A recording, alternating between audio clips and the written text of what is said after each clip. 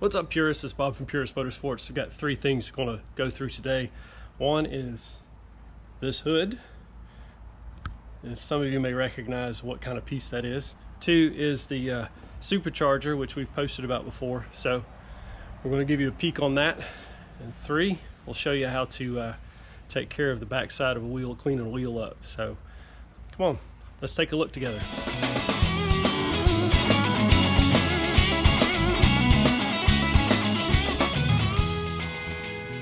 What we have here, most people will call it a Saleen SA-10 hood.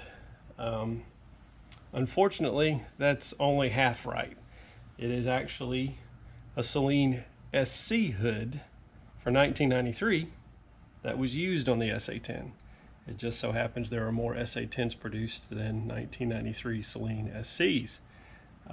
So what we have is a Saleen SC and SA-10 hood. So this one is an OE Saleen piece. Some of you may recognize it from our Almost 4 build that we did. There's a blog on, you can check it out on puristmotorsports.com.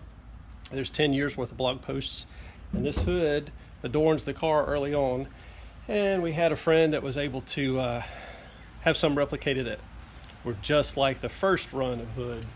This is actually a second run hood. The thing with this one is the vents are not 100% correct. The vents in the original style hood that was made by the supplier for Saleen, the vents are separate, and someone's made a poor attempt at trying to replicate the vents.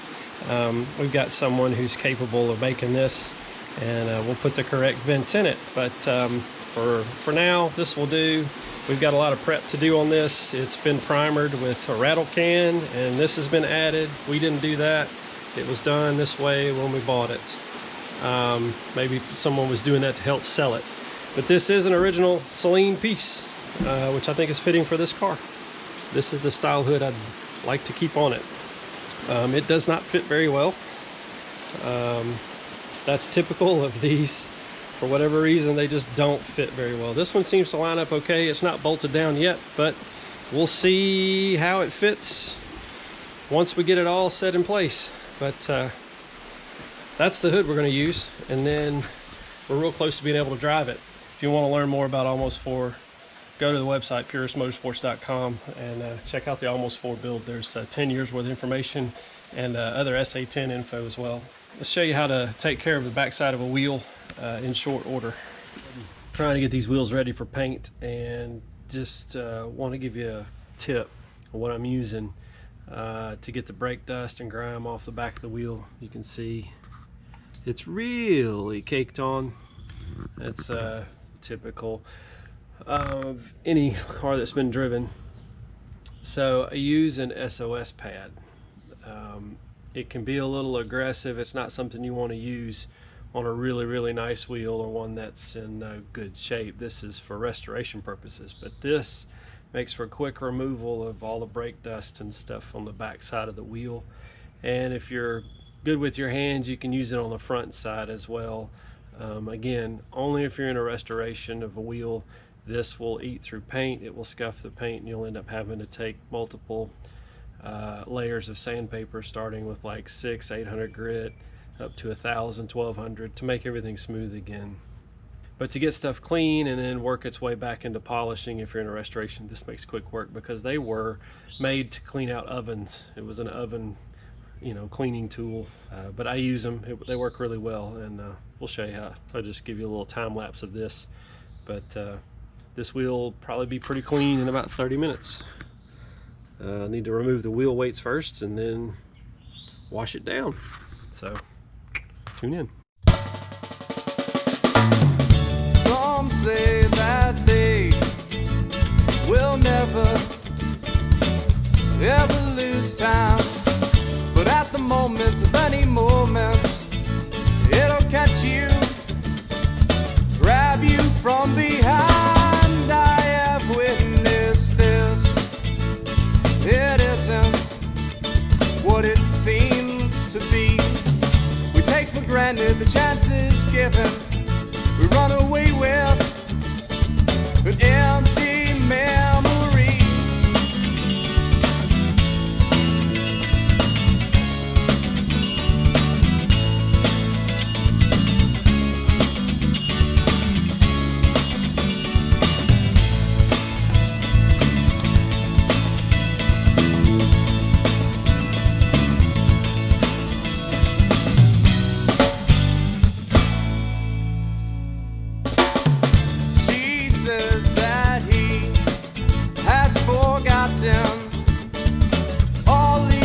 never gonna know.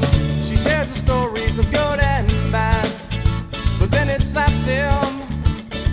He can't recall them on his own, only a fraction. His life remains inside his mind, but it's hard to think that he was once that boy that never knew. From the time I started until now on the camera, it's 9 minutes right now. So that's pretty good for 10 minutes worth of work. It needs a little more effort. We'll need to take an eraser wheel and get rid of some of the weights, which we'll do on the other wheels too. But before we paint them, this gets it down pretty quick, and then you can come behind it with some nice sandpaper and get rid of any of the grooves you created. You know, probably starting with 800 grit, and then work your way up 1,000, 1,200, 1,500, 2,000 if you really wanted to go to polish. But on the back side, it'd probably go to 1,500 to be good. That would give you that factory look. So anyways, that's a technical tip. So we're gonna get these painted soon. We can't wait. I'm ready to drive this car. This car supposedly came with a supercharger from Bleakley Ford. We're still working on getting details on it. The picture that was provided to us was from late 1990 or early 91. Based on the Carfax on this car, I'm going to say it was early 91 because of the first registration it was on it. So it having a supercharger, and those pictures kind of were a game changer of where we were going with the build of this car. It's well, it just made me want to put it back the way it came, or as close to the way it came from Bleakley Ford, delivered to the first owner. And it had a Paxton supercharger on it, which was part of an Impressor 3 package that Bleakley offered. That was not advertised. It was something that they did for customers that wanted it. And I've gotten that verified through a technician that worked there. He mentioned the stage 3 was supercharger. That being said, we had to source a supercharger. So this is what we have. I would say 90% complete Paxton supercharger. Now, you noticed in the picture, it's a different color intake too. This is correct for the later ones, I guess. SN93, 92s, 93s. I think this one's an SN92. It may be a 93. Let's see. Let's see if we can find it. It is an SN92. You see the serial number there. So this is as close to what came on. I think an SN89 may have been what was on this car, just due to the sticker label. This one's blue. I think the one in the picture is somewhat orange, although it's a photograph, it could be different. This thing has most everything, the hardware, the correct pieces, including the intake tube and air filter cover. Pretty cool.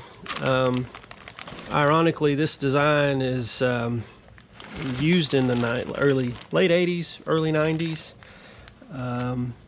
It was actually designed prior to World War II by McCulloch.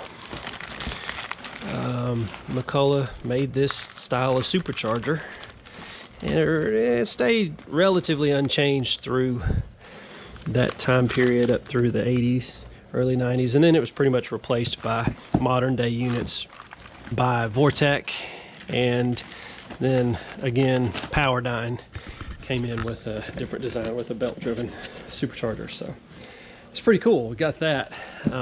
Had it for a while, just haven't showed everybody what it was. So if we get it running, test drive it, make sure everything's good, then we can put the supercharger on it. Really wanted to kind of take it in stages, do the refresh of everything, make sure it's running right, and get everything put back together without the supercharger, then tackle it. There's some other things we got to take care of, like these screws, that's not correct. The side skirts have got to be taken off, put back on. Decals, so there's a lot more to do. As always, whether you're driving them or whether you're working on them, always enjoy them. Please don't forget to subscribe, share, and like our videos. We've got more coming. Until next time, peace.